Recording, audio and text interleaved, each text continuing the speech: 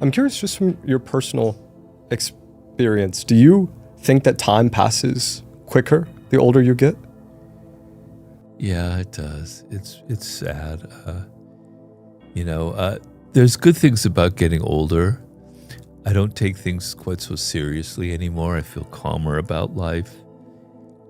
And I personally have a sense of fulfillment and security that I didn't have when I was younger. So nothing is better or worse. It's just life. And so it has its advantages. But time does pass more quickly.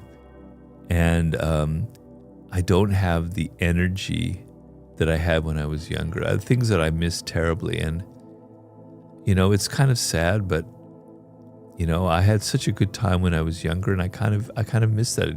It's gone forever. But other things have taken its place. But time definitely passes more quickly when you're older, yeah. I mean, I've noticed that even at 23 years old, I'm like, wow, this last year feels a lot faster than it did in middle school. And I'm like, it's just going to get faster and faster as it goes. When you're a kid, the way I explain it, because I do a lot of meditation and I think about these things a lot, is that when you're a child, because a day could feel like a year, so many things happen. I don't know if this is going to sound weird, but the space in between your thoughts can be rather large. So you have a thought, and then like a minute later, you'll have another thought. And in between that time passes really slowly. When you get older, the thoughts come quicker and quicker and quicker. Now it's not like a whole minute. Now it's like less than a second. One new thought, another image, another memory, blah, blah, blah, really spinning faster and faster and faster. As that goes through your mind, time seems to speed up. You don't have those vistas of time that are kind of empty and open, which gives that kind of slow rhythm to life. You've got this sped up, continual thinking going on, half of a second, new images, new memories, new problems. I think that's why time speeds up. That's just my theory. I really like that. I believe as well that meditation is the space between words or the space between thoughts. It's those moments. And as we get older, we have less meditation naturally. Yeah. In 2018, you were stung by a wasp. Yeah. And this inevitably led to you having a stroke. Yeah. Did this experience change your perspective on vulnerability? And how do you view power differently after having a stroke? Well, I don't view power differently, but what did change was I lost control over my body. I was somebody who was very active physically. Every third day I would swim, and I would swim very long distances. The other days I would go on long bike rides, and then I would do some form of yoga or Pilates and stretching. Every day, or hiking, every day I was very active and physical because it took me out of my stressful writing period patterns. Suddenly, I had no control over my body, something that I prized myself on. I wasn't an athlete, but I had, I could do a lot of things. I lost control over my body. I lost power on my left side. I still, to this day, have that. So it made me feel weak. It made me feel dependent on other people, where I was always independent. And it was a kind of a reckoning, because I could say one thing: I understand people in the world who don't have power much better. Although I have to say, for 38 years, until I wrote the 48 Laws of Power, I was not a successful person. So I've always understood what it's like to struggle in life, because I struggled for over half my life, and I'm in my 60s now. So, but physically weak, physically dependent made me understand what a lot of people have to go through when they have no control over their body, over their work, over their future. It's a terrible feeling, and it gave me a higher degree of empathy for them. I had empathy for them, but it wasn't real. It was just like intellectual. Now it was physical. I really understand what it's like to be dependent on others, and it's not a good feeling, and it's sad. And so in that sense, it kind of changed me. And then, you have to think of, like, was it destined to happen? what if that wasp had missed me? Because it's like, could have just flown right by. None of this would have happened.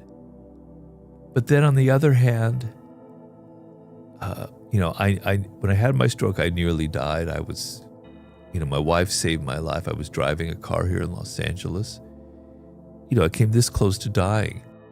And it was an insane experience. I mean, I've had an experience that very few people have ever had, which is kind of a near-death experience.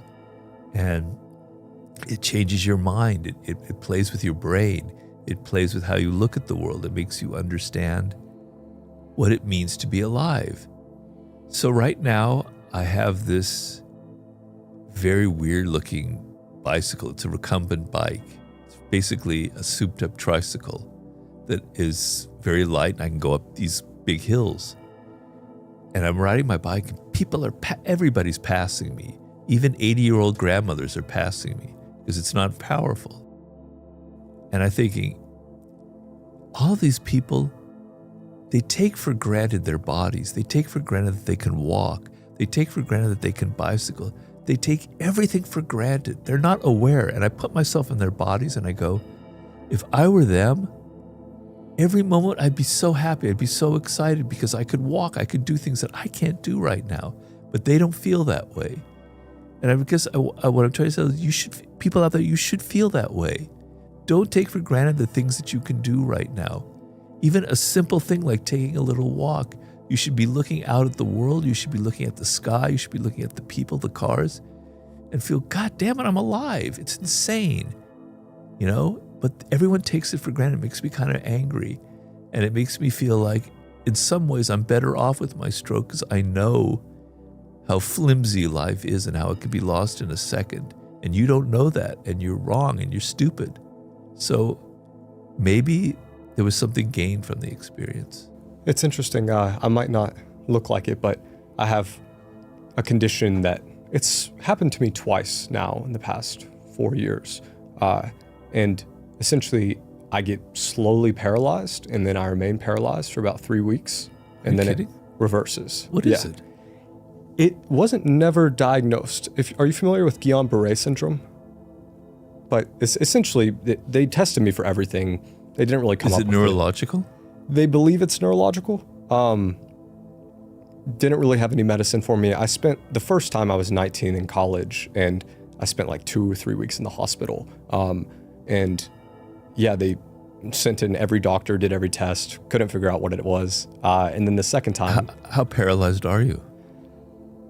I can get up when it happens to me. I fully recover after those couple weeks, but when it happens to me, at the worst, I can't lift anything.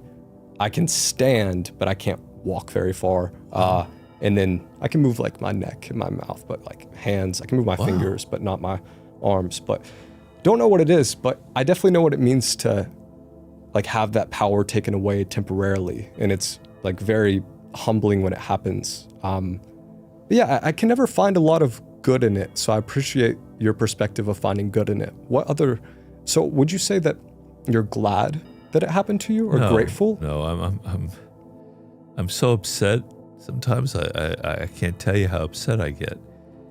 But it has its advantages, its benefits, in that it gives me perspective on life. It gives me an idea. It makes me less afraid of death. I understand what death is like. I feel it. I felt it inside of my body. I'm not afraid of it. It was kind of peaceful. So that's good. As I said, it's probably made me in some ways nicer, because I'm dependent on other people. It's forced me to be nicer. So there are things that are good from it, but what was taken away from me is so painful I can't explain to you. It's just so painful that I would never wish it on anyone, because you don't realize what a joy it is to be walking, to be moving,